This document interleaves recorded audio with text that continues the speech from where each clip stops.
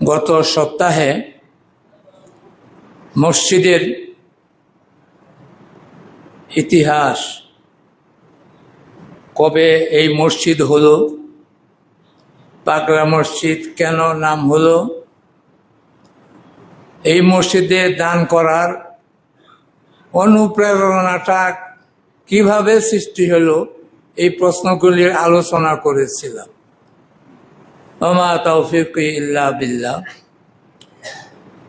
আজকেও ও মসজিদ সংক্রান্তই কিছু কথা বলবো, কিছু আমলও থাকবে, আর একটি সুসংবাদ থাকবে ইনশাআল্লাহ।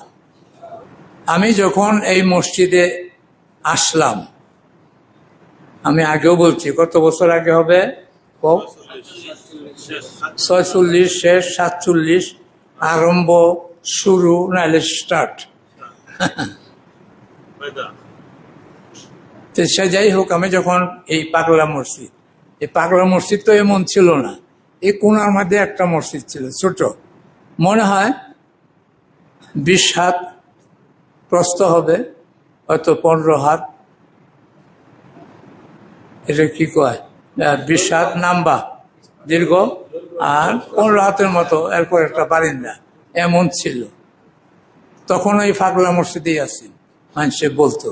সে যাই হোক, আমি এই যখন পাগলা মসজিদে আসলাম, সুলাকে আমার নিজের বাসা থেকে আসতাম সাইকেলিং করিয়া।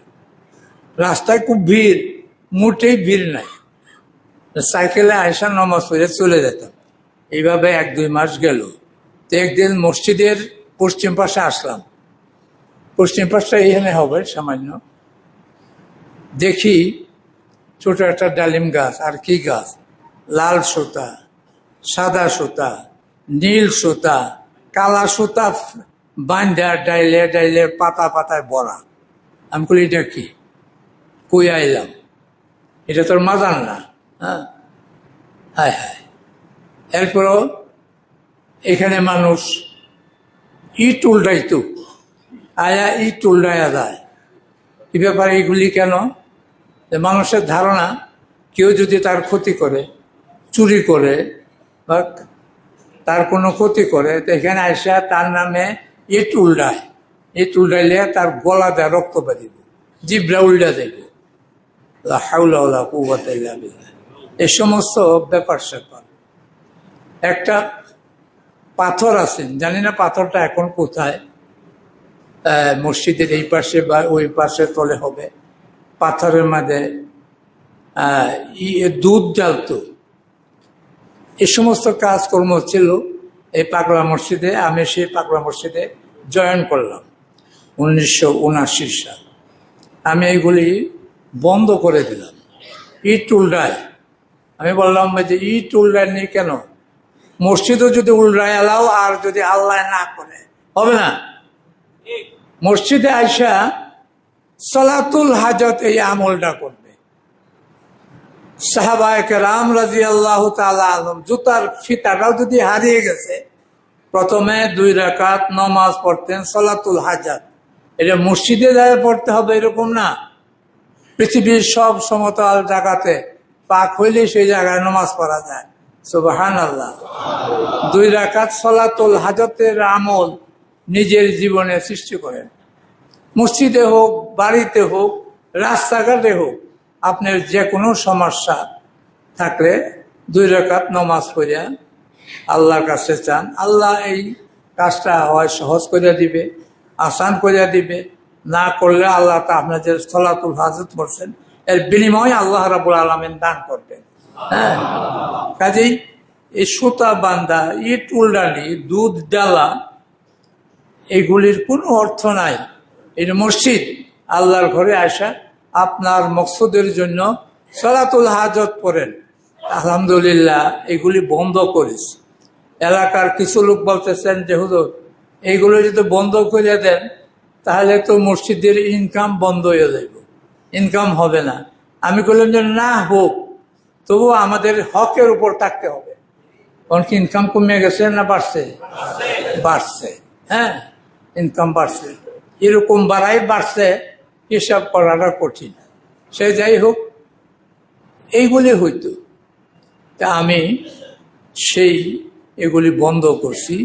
বন্ধ করিয়া বলছি যে সালাতুল হাজতের আমল মসজিদে আইসা, মসজিদে না আসতে পারেন, যে কোনো জায়গায় আপনার হাজত প্রয়োজনটা আল্লাহর কাছে প্রথম বলেন, আল্লাহ তুমি আমার এই কাজটা সহজ করে দাও।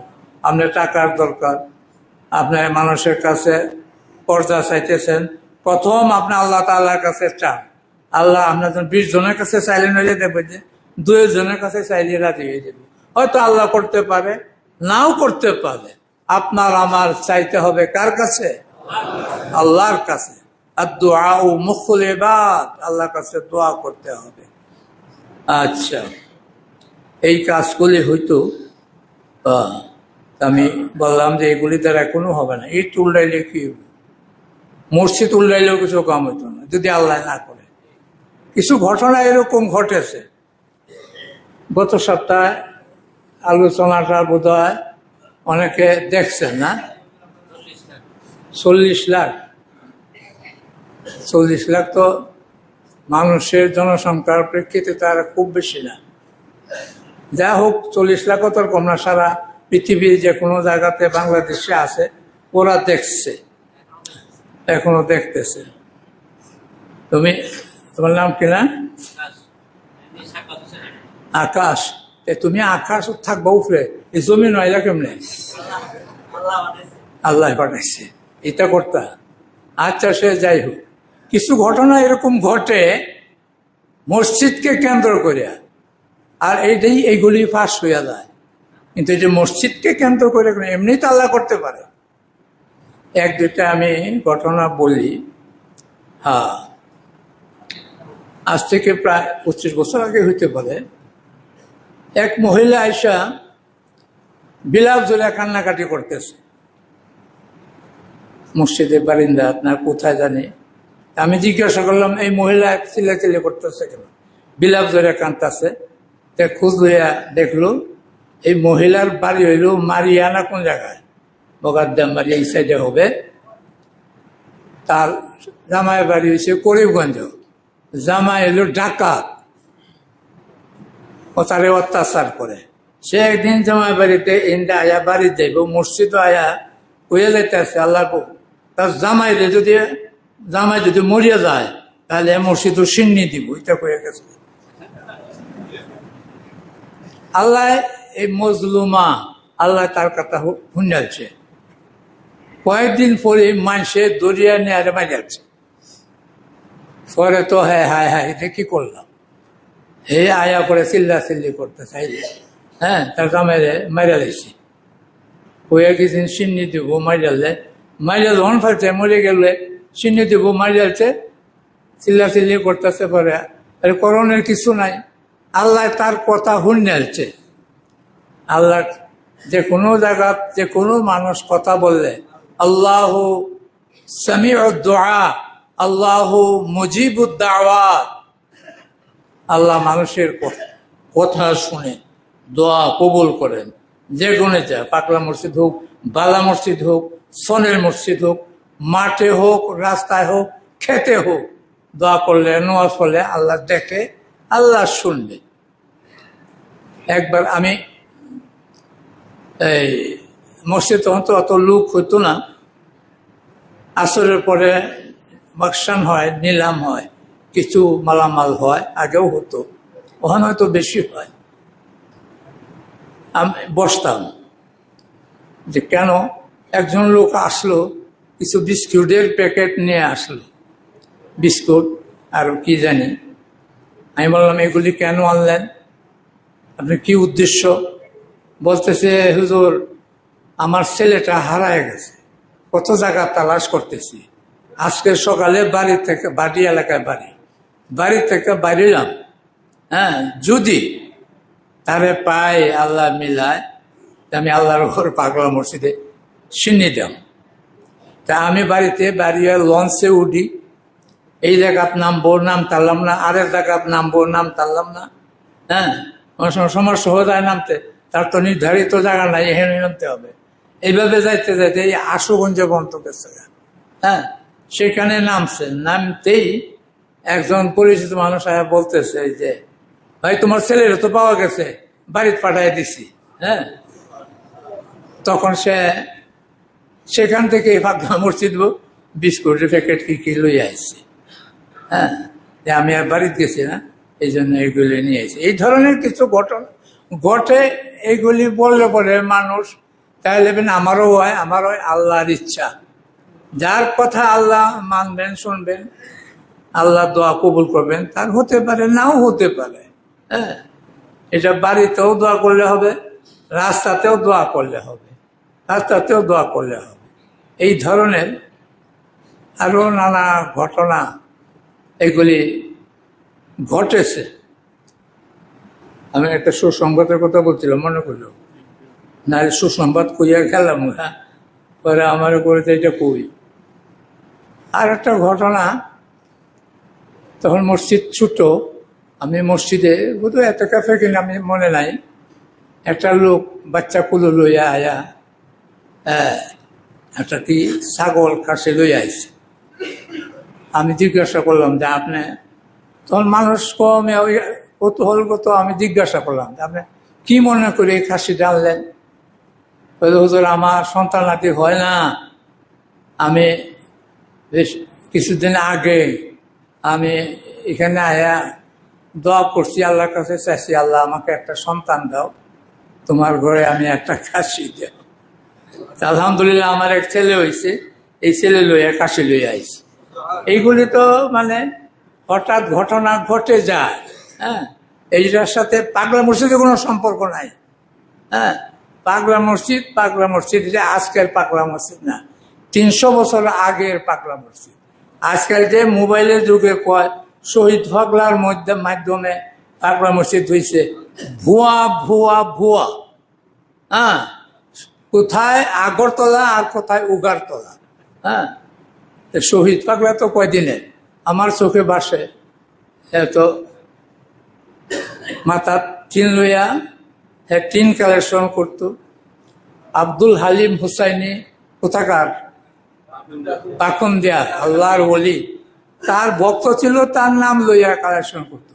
3-4 দিন আগে হারুয়ার একজন আমার কাছে বললো যে হুজুর আব্দুল হালিম সাহেব তার সম্পর্কে বলছে যে এই শহীদ, সে আমার নাম ধরে চান্দা করে, আপনারা কেউ তাকে চান্দা দিবেন না।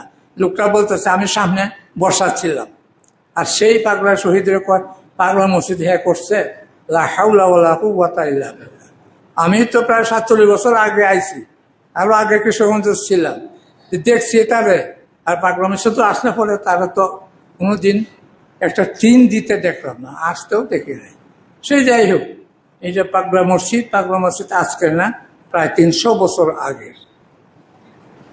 দেওয়ান আয়শাদাত খান অথবা দিলকদর খান, তাদের মাধ্যমে সেটা গত সপ্তাহে আমি আলোচনা করেছি। দেওয়ান আয়শা খাতুন, হ্যাঁ, আয়শা খাতুন, এই সমস্ত নাম আছে কাগজে পত্রে।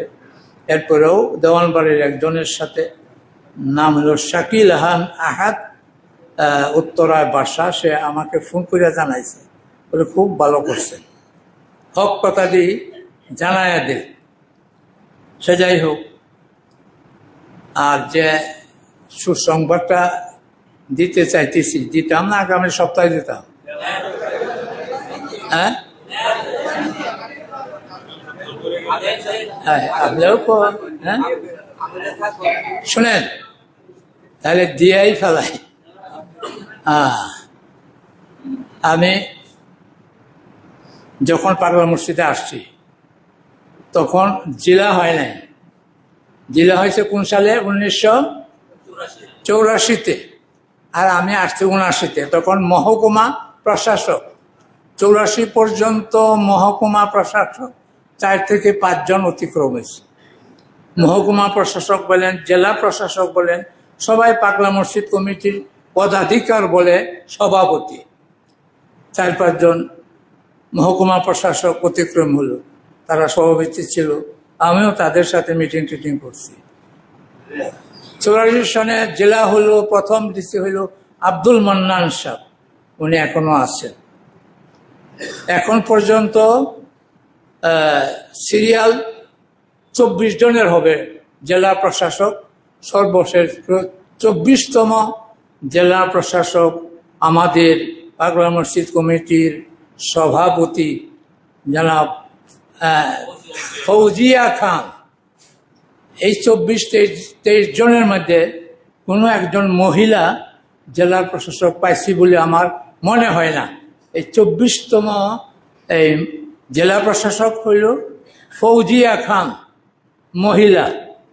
আলহামদুলিল্লাহ, মহিলা অনেক সুসংবাদটা দিতে সক্ষম হইতেছি।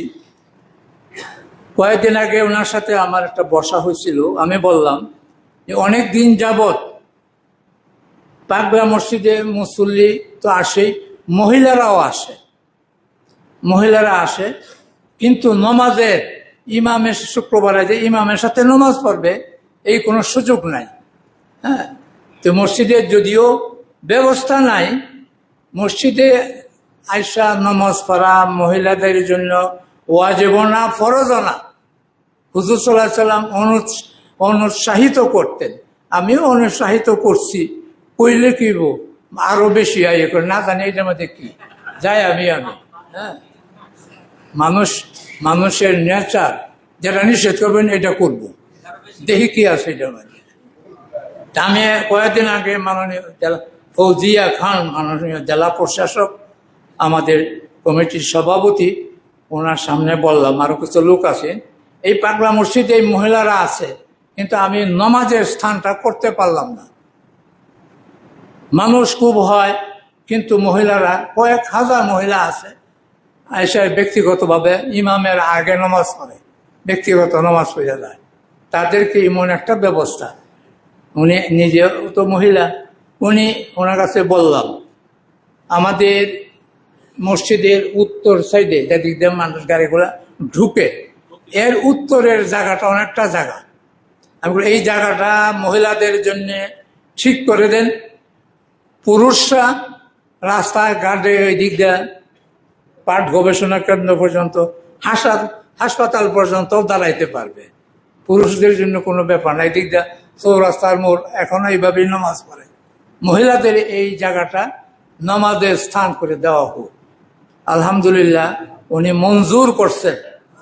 হ্যাঁ, এই আগামী সপ্তাহ থেকেই আমি কমিটির বা মসজিদের কর্মচারী যারা আছে তাদেরকে বলে দিলাম, যে কোনো অবস্থাতেই হোক আগামী সপ্তাহ জুমাতে মহিলারা এই জায়গায় নমাজ পড়বে, লেখা থাকবে মহিলাদের নমাজের স্থান।